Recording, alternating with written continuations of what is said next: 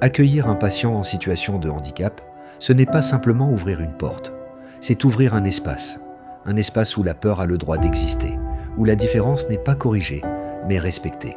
Où chaque regard, chaque mot, chaque silence devient un langage à part entière. L'accueil devient alors un art délicat, celui d'ajuster sa présence, de ralentir, d'écouter autrement. À la base, la problématique, c'est de trouver un dentiste qui sache s'adapter aux enfants porteurs de handicap. On peut avoir peur d'emmener nos enfants se faire soigner. Voilà. On peut avoir peur aussi d'être jugé, d'être regardé, de ne pas être compris. Tout simplement parce qu'ils sont différents et parce que on va dire qu'ils ne rentrent pas dans les codes. C'est important que les soins soient pour tous. Ils ont le droit, c'est pas parce qu'on est différent qu'on n'a pas le droit d'être soigné.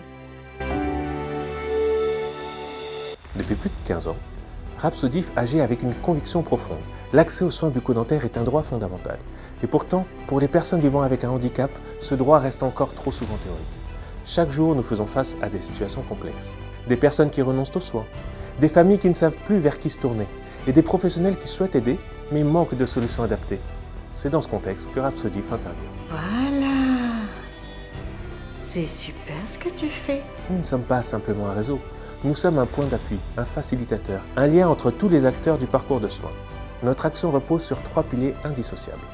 Le premier, c'est la coordination des soins. En 2025, plus de 4000 demandes ont été traitées et près de 2700 orientations réalisées. Derrière ces chiffres, il y a des parcours rendus possibles. Et aujourd'hui, notre fils manifeste juste une gêne au niveau des dents. On sait quoi faire, on sait qu'il va y avoir la grosse intervention dans 1 mois, dans 2 mois maxi, et qu'ensuite on va pouvoir continuer les soins préventifs avec des gens qui savent vraiment faire au niveau du handicap. Le deuxième pilier, c'est la formation. Former les chirurgiens dentistes, leurs équipes, mais aussi les professionnels du médico-social, parce que l'inclusion passe par la compétence. Je conseillerais à mes collègues, c'est de se former quand même au handicap, aux divers handicaps, pour connaître en fait les abords de chaque spécificité en fait, selon les patients. Et que si chacun en prend un peu plus au cabinet, en se formant justement avant, voit que c'est juste des techniques souvent d'approche. Le troisième pilier, c'est la prévention, avec des actions de dépistage dans les établissements et une sensibilisation des aidants.